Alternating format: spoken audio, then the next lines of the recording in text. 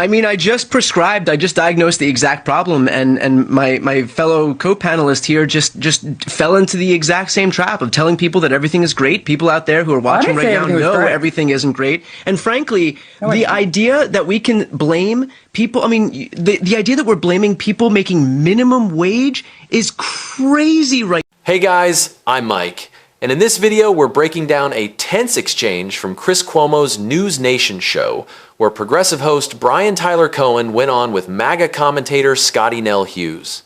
The discussion centers on the growing internal divisions within the MAGA movement and how those fractures are starting to surface more openly in media debates.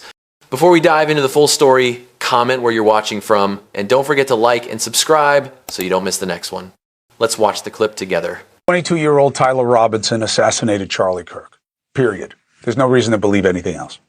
But there's a cottage industry, especially on the right, cashing in on conspiracies about the murder. It has divided MAGA in a way nothing else has, even though there's nothing to it. Is this the line? Has the fringe on the right gone too far?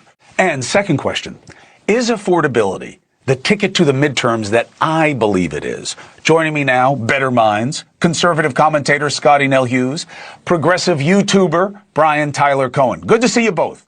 Continue, Chris. So, Scottie, what's your take on what's happening on your side of the ball with this? There is no good reason to believe it was anyone else or anything else. Even the widow is out there asking Candace Owens to stop making a fortune destroying her husband's death legacy. Chris, while all of this is extremely disappointing, it's not surprising. I mean, we're talking about Charlie Kirk, who was probably the key principle, the key foundation of a movement, but he was also CEO of an almost $2 billion company. And so with his absence, what you have seen is blood in the water. The sharks are circling. They see the instability that's happening within the organization, and they're wanting to go back after many of them reclaiming some of those donor money that Charlie was able to accumulate over these past few years.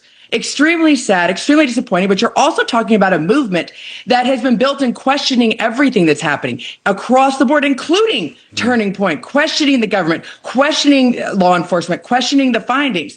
So it should be of no surprise that they're questioning everything that's going out here. And unless you can come out with solid answers and transparency, these questions are going to continue. And unfortunately, so will also the division.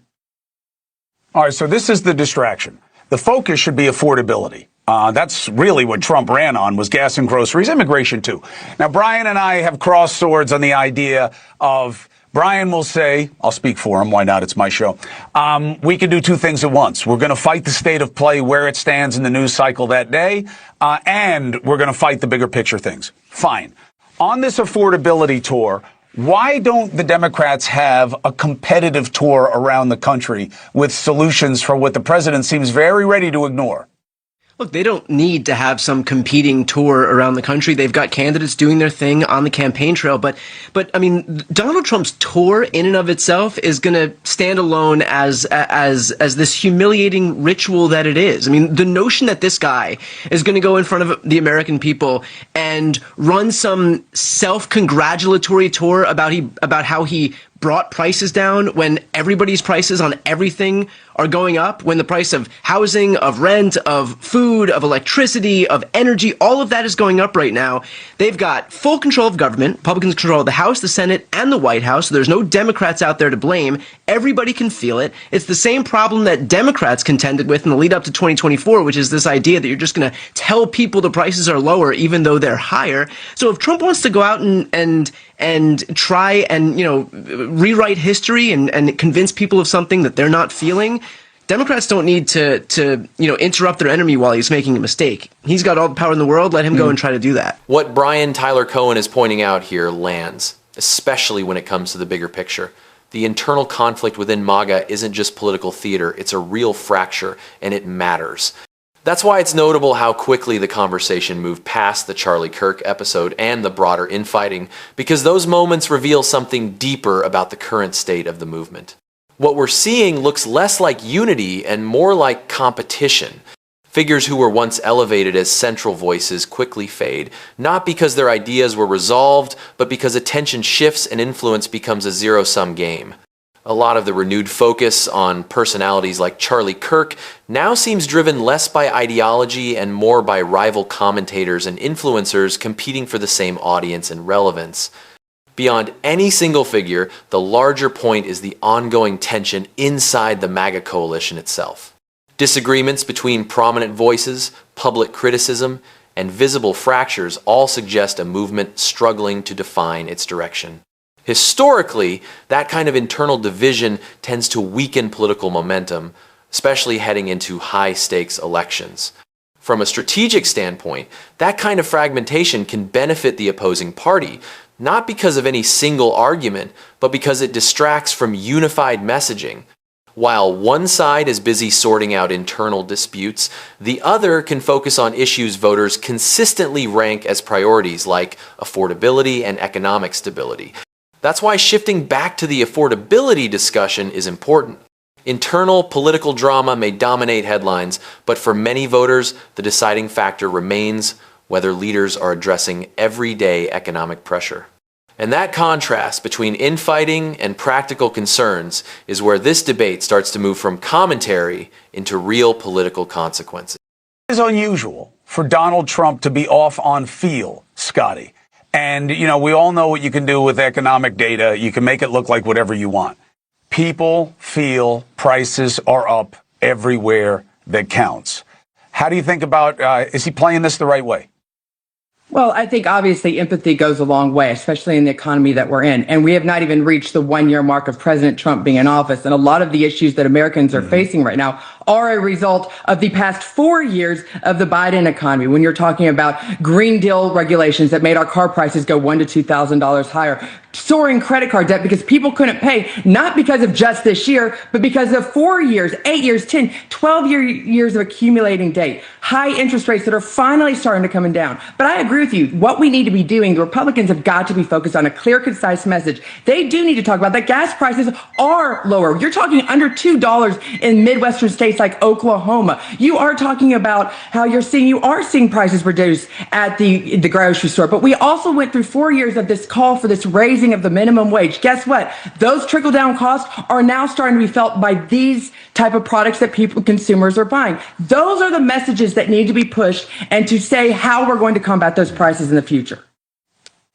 Raising the minimum wage is not why we have the price problems. But Brian, last point to you. Go ahead. I just diagnosed the exact problem, and my fellow co-panelist here just fell into the exact same trap of telling people that everything is great. People out there who are watching right now know everything isn't great. And frankly, the idea that we can blame people, the idea that we're blaming people making minimum wage is crazy right now. First of all, the minimum wage wasn't raised. It's still $7.25 an hour. And the notion that all of these people at the top are consolidating more wealth, more power, more money, more influence, and that we're looking at the people at the bottom of the tax bracket and blaming them is the entire I'm not blaming anyone. To the full GOP.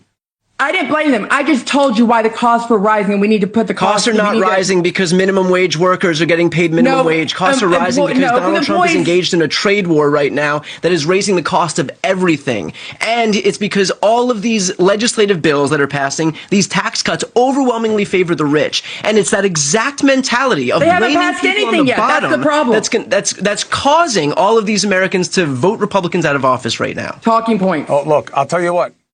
Listen, you got to have the right talking points on this one, because I'm telling you, I hope I'm right about this, by the way. If the midterms are decided on how people feel about affordability and what's being offered them, that'll be a fair election.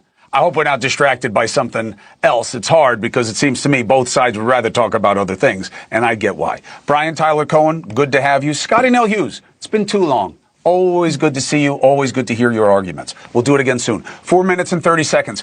One moment in this exchange really captures the gap in how the two sides are approaching the affordability debate. Scotty Nell Hughes points to minimum wage increases as a driver of rising costs, and Brian Tyler Cohen immediately challenges that framing, essentially asking why the blame is being placed on people at the very bottom of the income ladder. When pressed, her response becomes noticeably unclear, almost walking back the implication while still repeating it. That kind of contradiction doesn't strengthen the argument. It exposes it. What makes the moment even more striking is the way empathy is invoked. The language of empathy sounds good, but it rings hollow when paired with arguments that effectively fault low-wage workers for broader economic pressures. Rising costs don't happen in a vacuum, and most serious economic analyses focus on factors like supply chain disruptions, tariffs, and pricing power held by large corporations, not the wages of people struggling to get by. What's also absent from that line of argument is any discussion of executive compensation or corporate profit margins. You rarely hear these panels seriously question whether record-breaking bonuses at the top might play a role in higher prices for everyone else. That omission is telling because it reveals which parts of the economic system are treated as untouchable and which groups are easier to scrutinize. At the same time, there's an important caution on the other side of the debate. While Brian Tyler Cohen makes a compelling case against MAGA infighting and flawed economic narratives, there's a risk in assuming that internal division alone guarantees electoral success for Democrats. History suggests otherwise. Overconfidence has cost Democrats before, even when opponents appeared chaotic or unpopular. The idea that one party can simply wait for the other to stumble without offering a clear, affirmative agenda is risky. Voters consistently say they want solutions, not just contrasts. Pointing out failures may be necessary, but it's rarely sufficient on its own, especially when economic anxiety remains high. So while the MAGA civil war and shaky arguments on affordability may create openings, they don't eliminate the need for clear policy commitments and credible leadership. The bigger question isn't just who's arguing better on cable news, but who's actually making a case that resonates beyond the studio lights. That's where this debate starts to matter far more than any single exchange.